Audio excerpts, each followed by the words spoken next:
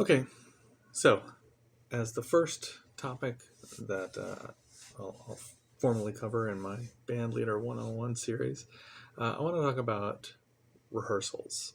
As a band leader, you are in charge of rehearsals. That's kind of what the title implies.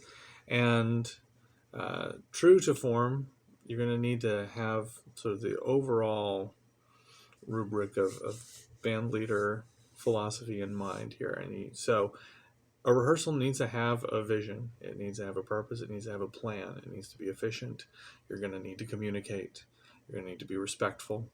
And you're going to need to be a good listener. And you're going to need to synthesize and problem solve all in one package. And different bands rehearse different ways. But what it's really going to come down to is what is the most effective form of rehearsal for your particular blend of players and your particular set of goals um, within your sort of purpose and vision. I don't know, I sound like one of those motivational speakers, but what are you going to do?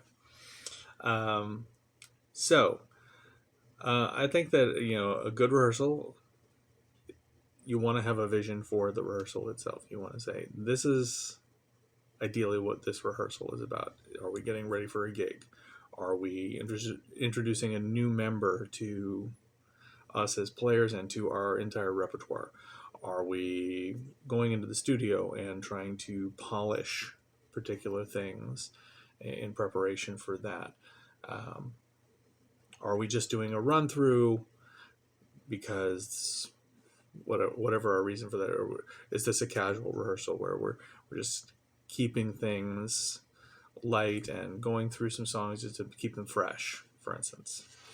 Or is the yeah anyway, add your own as needed. So depending on that sort of purpose and vision for this rehearsal is, you want to think, well, what are we trying to accomplish? And in a lot of the examples that I've talked about, I sort of immediately leapt to what are we trying to accomplish? We're trying to get ready for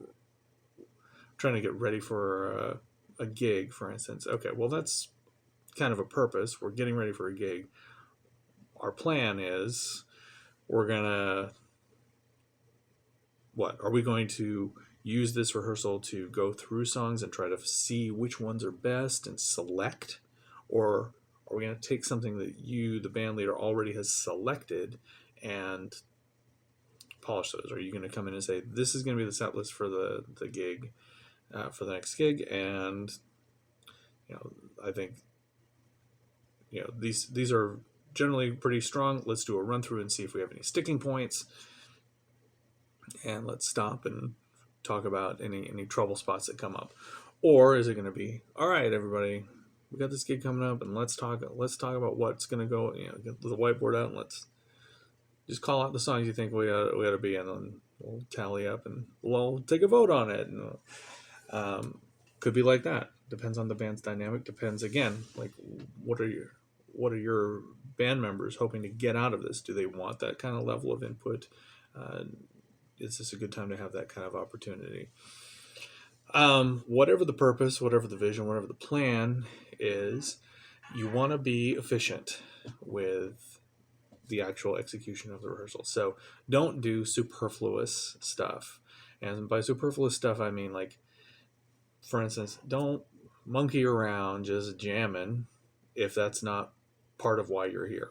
If it's not like we're introducing a new member and let's kind of have a low pressure situation where we all just kind of feel each other out. Great, that totally fits that notion of what we're trying to accomplish in this rehearsal. But if we're getting ready for a gig and we don't jam on stage, or we're not like some kind of jam band, then that's a waste of time, and you shouldn't do that.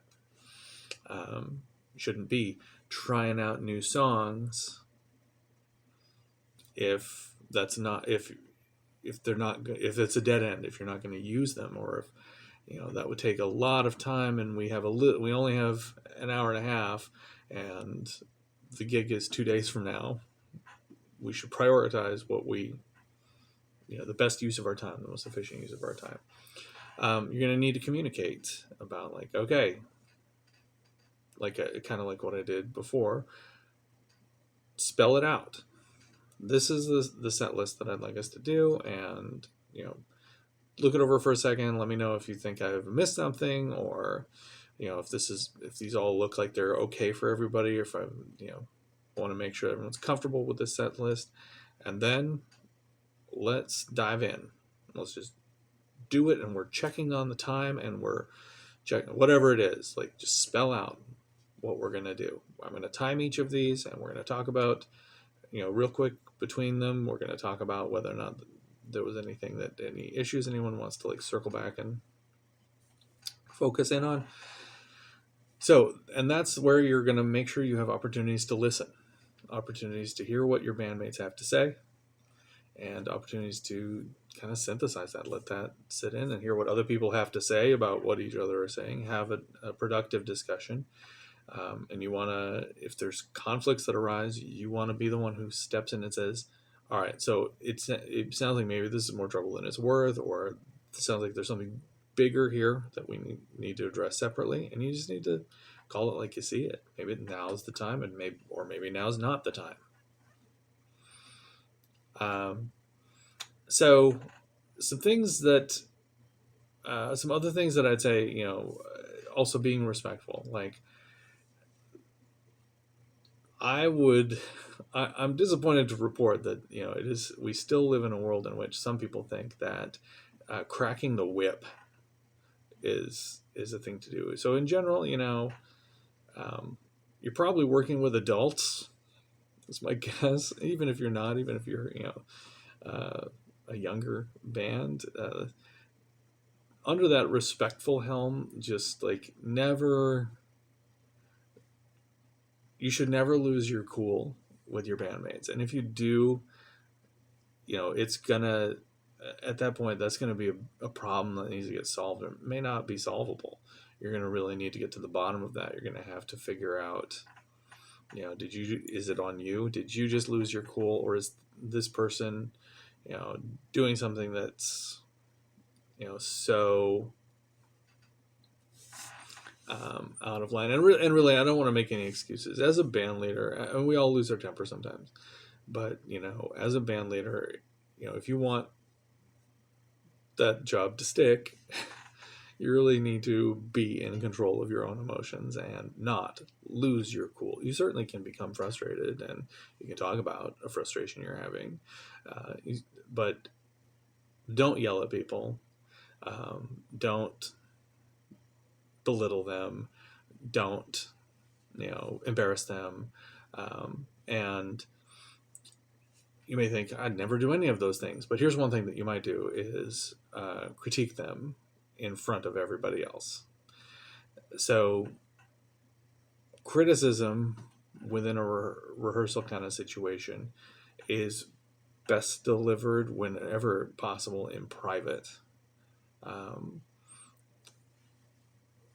rather than having someone have to sit there and weather. And I'm not talking about small things, but, like, for instance, if you feel your drummer drags, is struggling to, like, a big problem like that, or you feel your guitarist is consistently out of tune, like, and you need them to somehow work on that situation, or you need to let them know that that's an issue that you're struggling with in their play. That's the kind of thing where, if at all possible, that should be a private conversation, as opposed to, like, a small thing such as, and if it's a small thing, you want to, if possible, generalize it, so that it, so for instance, here's one. It may be that in the last little song run through, somebody was too loud.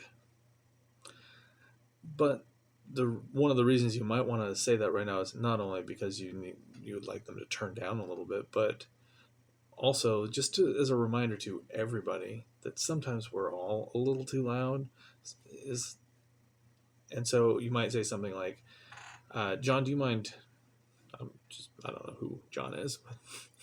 I was in a band with some Johns before, but thinking of no one in particular. But Cody, do you mind? Hey, do you mind for the next song just sort of turning down a little, or if it's the drumming, playing a little bit, minding your volume just a little bit, and then following it immediately up with, and we all, can we all be kind of mindful about the volume today? And when we're at this venue, it's a small, intimate venue, and can we all be kind of like treat this sort of as a dress rehearsal for playing at a more moderate volume, a mindfully moderate volume. Doing something like that means not to single Cody out, but this is a concern that I want to address to the whole band, and there's a reason that I'm saying it to everybody instead of just saying it to Cody. Anyway, a little long with that example, not an efficient use of everyone's time.